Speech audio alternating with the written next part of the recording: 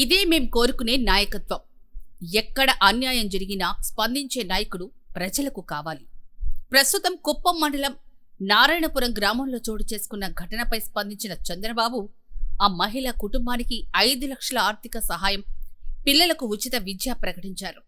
ఇక వివరాల్లోకెళితే కుప్పం మండలం నారాయణపురం గ్రామ బాధిత మహిళ శిరీష ఘోర దుర్ఘటన చూసి చలించిపోయిన ముఖ్యమంత్రి చంద్రబాబు నాయుడు తన పార్టీ నాయకులను శిరీష నివాసం వద్దకు పంపి ఫోన్లో మాట్లాడారు. సీఎం బాధిత మహిళతో ధైర్యం చెప్పారు.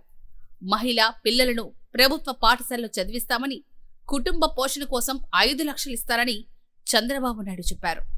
ధైర్యంగా ఉండాలని, కష్టం వస్తే తనకు చెప్పమని భరోసా ఇచ్చారు చంద్రబాబు సార్.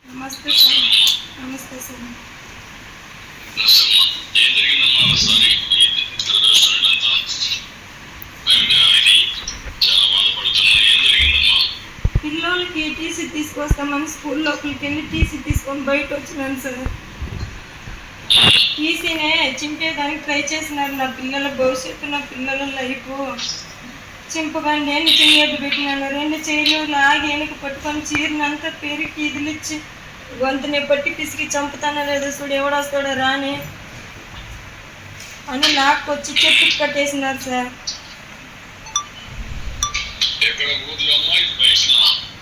వాళ్ళ ఇంటికి నేరుగానే రోడ్డు పక్కనే ఒక 200 మంది చూసినారు సార్. చూసి చూడనట్లు పోయేవాళ్ళు. ఇది లైవ్ చేసినట్టు నాకు కూడా తెలియదు. నిన్న పోలీస్ స్టేషన్కి వస్తే అక్కడ చూసినాను నేను సెల్లులో వీడియో. మా కొడుకునైతే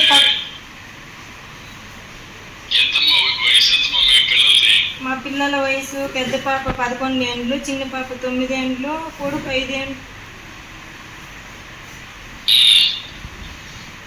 అప్పు తీసుకున్నామనేసి మా భర్తని ఫస్ట్ టైము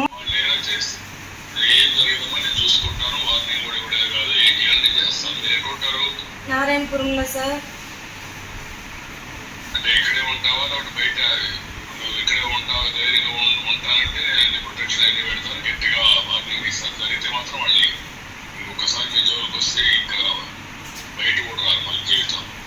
నేను బెంగళూరుకి పనికి పోతాను, అక్కడ ఉంటాను. మా అమ్మ ఉంది నాతో పాటు. పిల్లోళ్ళు ఇక్కడ చదువుకుంటారు. వచ్చిపోయేటప్పుడు ఏదైనా జరిగితే వాళ్ళే మూల కారణం.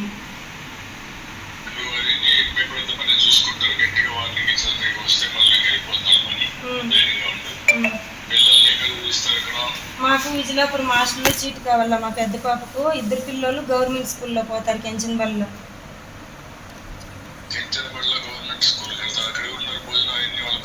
మా మేనమామ పెండ్లం చూసుకుంటారు. మా పిల్లలు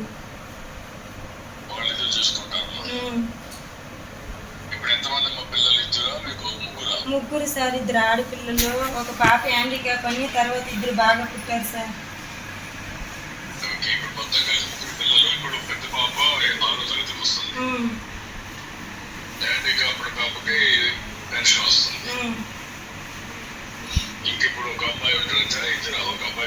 ఒక అబ్బాయి అమ్మాయి ఉంటారు. ముగ్గురు.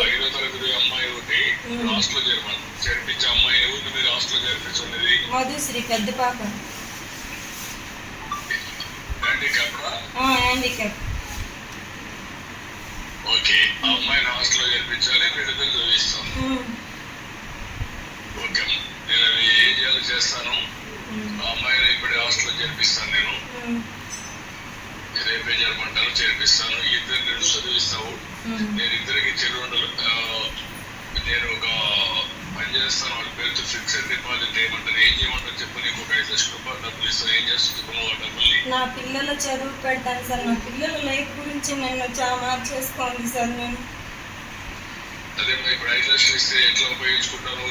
నీ చేతికి సరిపోతుందా డబ్బులు, లేకపోతే వాళ్ళ పేరుతో ఫిక్స్ చేసుకుంటావా? వాళ్ళ పేరుతో ఫిక్స్ చేసుకుంటాను సార్ నేను నా పిల్లల లైఫ్కి. ఇక్కడ ఖాళీగా ఉంటే మన పెద్ద పాపను అక్కడ చేర్చేసి సేఫ్టీగా పోయి ఏదో ఇంట్లో పని చేసుకొని అప్పు తీర్చుకుంటామని నా ఇదికి నేను ఉన్నాను సార్. 5th క్లాస్ అయింది, 6th క్లాస్ పోతుంది. పెద్ద పాప హ్యాండిక్యాప్. మీరు ఇచ్చే పెన్షన్తోనే ఆ పాప ఈ మారి దాడి చేసే వాళ్ళతో ఒకటో తేదీ వస్తే పింఛన్ తీస్తే చేతిలో నుంచి లాక్కొని ఉండారు. ఒక కాయ పండు ఏది తినేదానికి కాదు. ఆ పాప డబ్బులు కూడా అప్పులకు జమ చేసేవాళ్ళం. ఆ పాప ఫోన్ చేసి అమ్మ ఈ మారి డబ్బులు పెరుకున్నారని ఏడ్చుకొని చేసుకుంటూ మన పిల్లల దగ్గరికి మనం వెళ్ళిపోదామని నేను పొద్దున్నే టీసీ తీసుకువస్తామని బయటకు తీసుకొని వస్తే ఈ మారి చేసినారు సార్. వాళ్ళకి గట్టిగా పనిష్ చేస్తాం మీ తరపున నుంచి